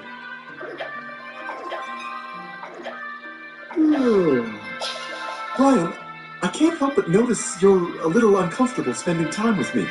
I thought you said you weren't ashamed of me. What are you talking about? Because I made you lie down in the back seat all the way here? You look tired. It just seems like you're always taking me to out-of-the-way places to avoid being seen together. Like yesterday. Come on, that's not true. I just wanted to show you a beautiful view. Wow. Check out that big blue marble. Look, there's another shuttle. Get away from the window. Смотри, еще один чинок. Okay, maybe this has been a little weirder for me than I thought. I'm sorry, Ida. I really care about you, and you deserve better. Can I help you? The fish is for... The fish is for me. And the chicken is for my girlfriend, Ida Davis. Girlfriend? Are you sure, Brian? I'm sure. And from now on, I'm not hiding anything. Like Peter and his formaldehyde jars. Peter? Yes? Is this about my work? Hi, I have a styrofoam cooler with weird tape on it. Ah, that must be the cat brains and baby bodies. Are you making people? He'll be flattered you called him that.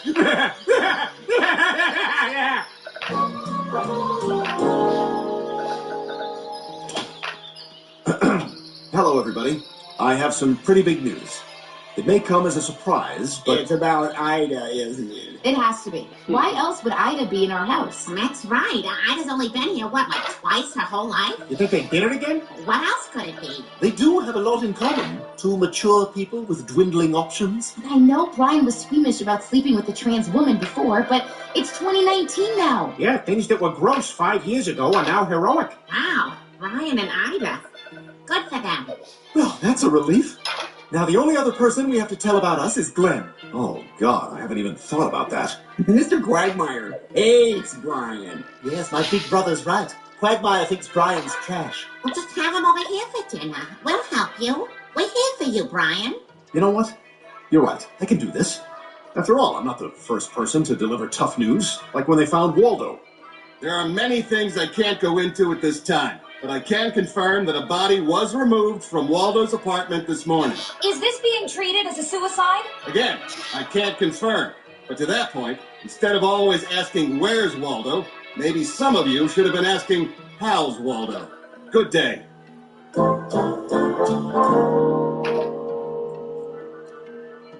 Glenn, Ida, it's so nice that you could both come over for dinner. Thanks so much for having us.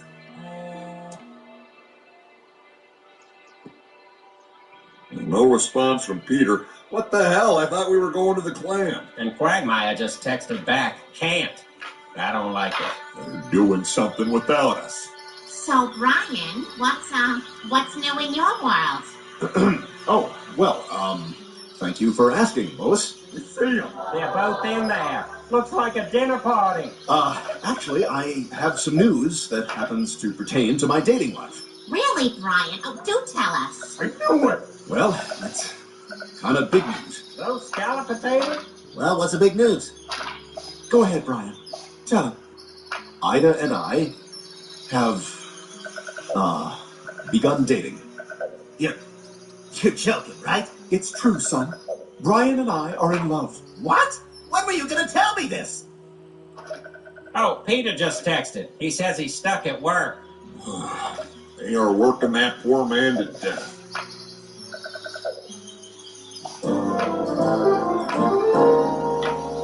I'm so glad you dropped in. Brian is cooking breakfast. That's right. Get ready for eggs a la Brian. Scrambled eggs with a side of toast. What? How was that a la Brian? That's great. That's just great, Brian. I am very excited for this unique breakfast. Cool, cool. How many globs of ketchup do you want? Chef's choice. So, how long has this been going on, Dad? Listen, Glenn, I know this is an adjustment for you, and you and Brian haven't always seen eye to eye. Yeah, I wouldn't say that. He's just, kind of a big personality. So, Denver Airport. Kind of up there, huh? Mile high. Yeah, that is the height of the airport. Now, O'Hare Airport, why on the ticket is it ORD? It was original. Mint Mobile Unlimited Premium Wireless. How did you get 30/30? With the price of just about everything going up during inflation, we thought we'd bring our prices down. So to help us, we brought in a reverse auctioneer, which is apparently a thing. Just $15 a month. So, He called Orchard Field. Really? Huh. So why is Wilkes-Barre Scranton AVP? I'm not going to go through every airport with you, Brian. You know, Glenn, Brian thought you two could hang out this afternoon, and I think that's a great idea. Yeah, Quagmire, what do you say? All right. I guess I can do that. Well, great. Oh, the ketchup's hot. Everyone goes cold, I go hot. And that's the Allah. This sucks. I don't want to be here. Come on, Glenn. If I'm going to be dating your mom, it's important that we spend some time together. Hi, we have 2 guest passes from a museum member, Ida Davis. I'm not seeing an Ida Davis. Try Dan Quagmire. Lieutenant Dan Quagmire. Ah, the lieutenant. And how's he doing? Still have his penis? No, he doesn't. And that's a weird question to ask. I'm a weird guy. I work at a museum. See? It's not so bad. It's like night at the museum in here. How? Well, you know, like the guys are going to come to life. Like who? The guys, you know, when it's nighttime. You didn't see the movie, did you? No. Why did you bring up a reference to something you know nothing about? It reminded me of... Brian, don't bring up a reference to someone whose favorite movie it is, because you'll just embarrass... This is a science museum. What, you think this tidal chart's gonna come to life? You think this moon rock is gonna walk across the room and riff brilliantly like Robin Williams playing Teddy Roosevelt, God rest both their souls? Be very, very careful treading around night at the museum.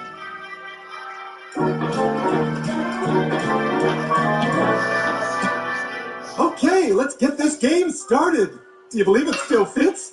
From when? Thank you for throwing this barbecue. It's so good for the boys to spend real time together. Okay, let's play. Kids versus the parents. All right, we're gonna destroy those kids. Oh, someone's on the wrong team. Boy, they're in such a hurry not to be kids anymore. Your time will come, trust me. I'm older than the adults. I'm older than all of you. It seems like that sometimes, I bet. Get down there, champ.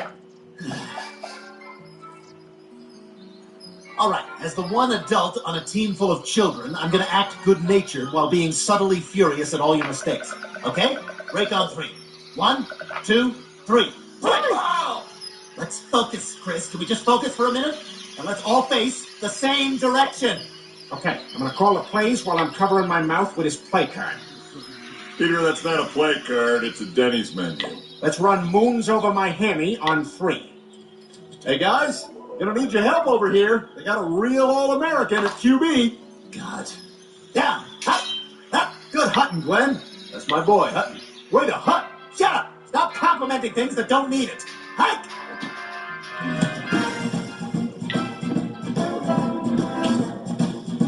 Uh-oh, look who's on the loose. I'm gonna get you. I'm gonna get you. Oh, no, I missed you by total accident.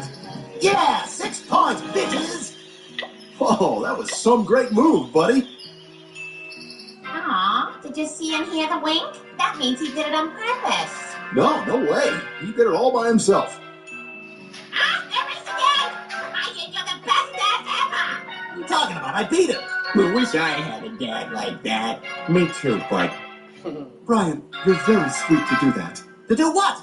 I'm the one who scored the touchdown. You sure did, Glenn. He's not my dad. I already have a dad. It's my mom. All right, Brian? Stop trying to be my dad, you fraud. Glenn, sweetie, calm down. No, I'm not going to calm down. I can't take this anymore. Listen, Dad, the first time you hooked up with Brian, it was awful. I hated it. But you were confused. You'd just gone through a huge pain. You didn't know if you had any options, so you settled. You're a beautiful, intelligent woman. And now you've had time to adjust, and your choice is Brian? I am God Almighty that you choose him. Because I love him. A resolve, Ida said. I'm also a published author. Self-published. You're also a pompous, pretentious, hypocritical blowhard. Who attended Brown? For 1 semester. You went to Brown? For 2 months. See, that's what I mean. His whole life is a lie. I can't take this anymore. It's either him or me.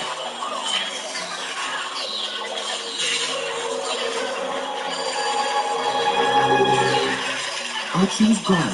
Yes, to talk to you first. Brian, I love every minute that we spent together. I never thought I'd meet someone who I connected with on so many levels. Much less an Ivy Leaguer. But as special as you are to me, I have to put my son first. But Ida is my son. I've made my decision. Bye-bye, Brian. You're history. And this time, history's not coming back to life. Night at the museum. I'm sorry, Brian. I'll never forget what we had together. I understand. Can you guys wrap this up? I see Peter coming with some kind of problem from the game. We agreed it was a 2-hand touch, and then Chris hit me with 1 hand, and I said that didn't count, but he still wouldn't count the touchdown. So I drilled him in the head with the ball, and now he's not moving. He can blink his eyes, but nothing else. So is my dog still your dad? No. Fred, second touchdown count. You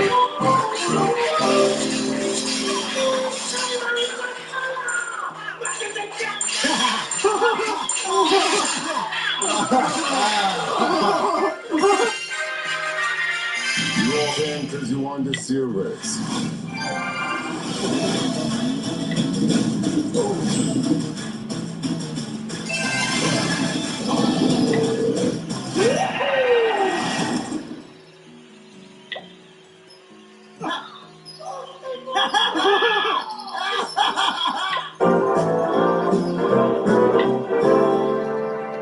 Say, you fellas know if Jerome serves dessert here? I got a real hankering for pudding. It's so weird. I was just thinking about putting on the way over here. Okay, well, you two are clearly in love. But I could also go for some pudding. Why we all got pudding on the brain? It's gotta be that new billboard advertising pudding on the highway. We all drove past it on the way here. Huh, that's no surprise. Everyone at my house can get very excited by a good ad campaign.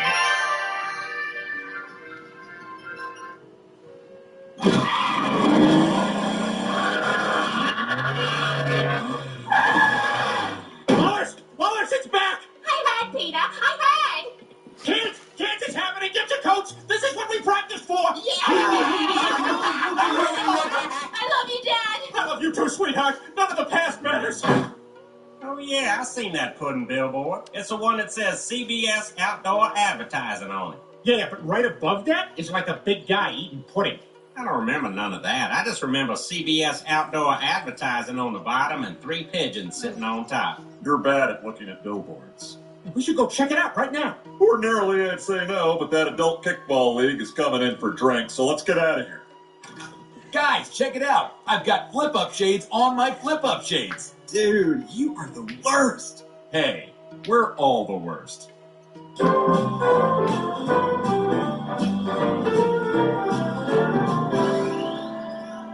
That's real pudding in there. What? No, it isn't. They wouldn't put real pudding on a billboard, Peter. Do you have any idea how crippled you sound right now? Peter, it's not real pudding. God, sometimes I just want to shake some sense into you. Big talk for a guy who looks like a dad at a Dave Matthews concert. Everybody hates how you dress. Right, Joe? Sorry, I stay out of fashion debates. I've been burned one too many times. Hey, guys, notice anything different? Yeah, Manetti's got a hot new look. The whole thing, it just works. Manetti! Look, there's only one way to settle this. I am climbing that billboard to prove it's real pudding. Moisturizer? Sure. Okay. We getting on into the chappy season. Peter, be careful up there. Is this being careful enough, Joe? Okay, all right. Peter, are you okay? All right, there's no pudding, but there is a kid up here. Don't hold him like that. Oh my God, Peter! That's the Lost Nicholson kid. He's been missing for a week. Oh, yeah. They arrested a custodian because of you. Peter, stay put. I'll call this in and we'll get a crew out here to help you both down. All right, but can you hurry it up? I got band practice later. I love playing the maracas. They're so fun. I wonder what's in them. Sand or rice, probably. Maybe it's little shells? Oh, no, what if it's bones? No, bones are too big. But baby bones aren't. No, nobody would kill a bunch of babies for maracas. How would you kill all those babies anyway? I'd probably put them in a tub. You can kill like 8 at a time that way. Plus, it softens them up so you can get the bones right out. Joe just had a baby, and I got a baby at home. I got a tub. Peter, you seem off today. Are you thinking about killing infants again? No. Now you gotta kill them, too.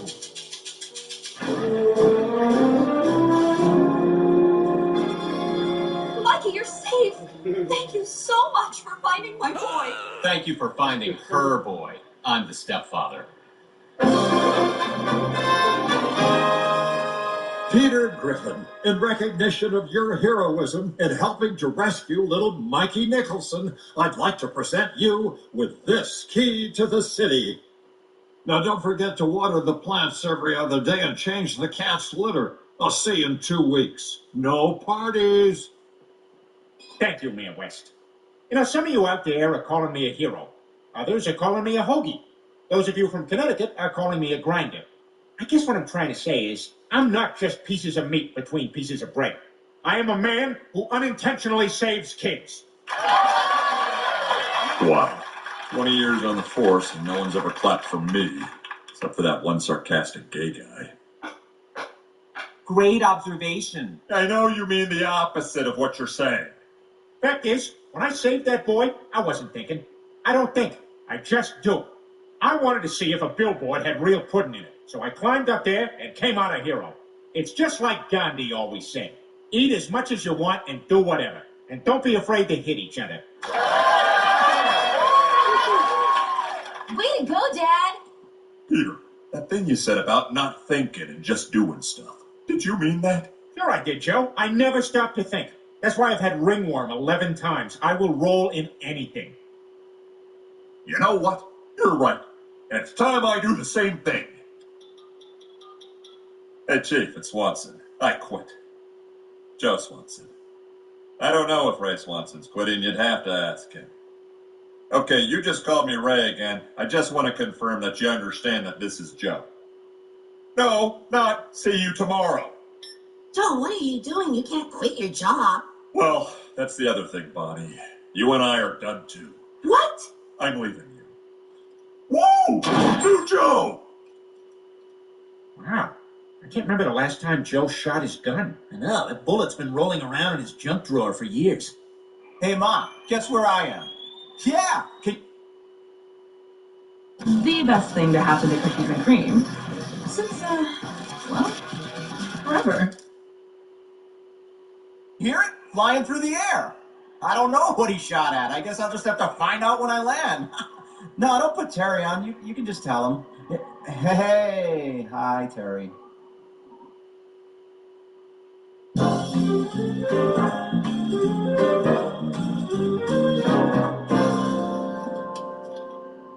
Oh, God. What? What? You know what? I think it looks good. You are just trying anything, aren't you? Just searching for an identity, man. And you think this is gonna be it, huh? Ah, God, whatever.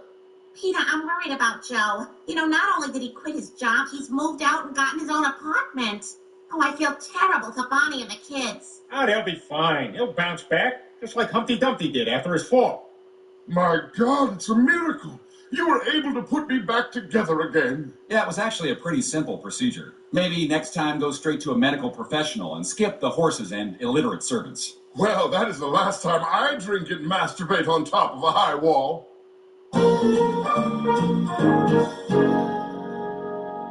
Oh, wait, Quagmire, hold up. I got a great knot. Oh, I gotta remember that.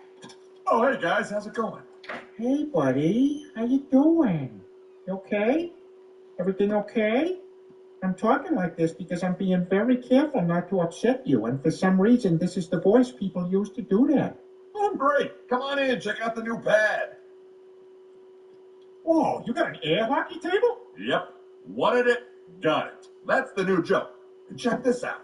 It's the gun that no-like Sprinter used to kill his girlfriend. Oh, my God! Anyone who's kind of fast gets a free pass from me. What kind of person would want to buy that? I'll tell you who. The kind of guy who's always got butterscotch candies for his friends. Okay, now that's pretty cool. I gotta be honest, Joe. We came over here because we were worried about you, but these candies tell me you're doing great. I've never been better. I was living my life all wrong, but not anymore. No more thinking, just living. Well, it seems like you made the right choice, Joe. I mean, I ain't seen anyone this happy since the invention of the penny farthing bicycle. Eureka! Watch it go! Higher than you, faster than you, better than you! Everyone just stop inventing stuff now, because no one will ever top this! Oh no, keep rakes away! I expressly said no rakes allowed on the street when I am riding my futuristic machine! Oh! Children, this is progress! How can you turn the blind eye to progress? I expected Ted. No, wait.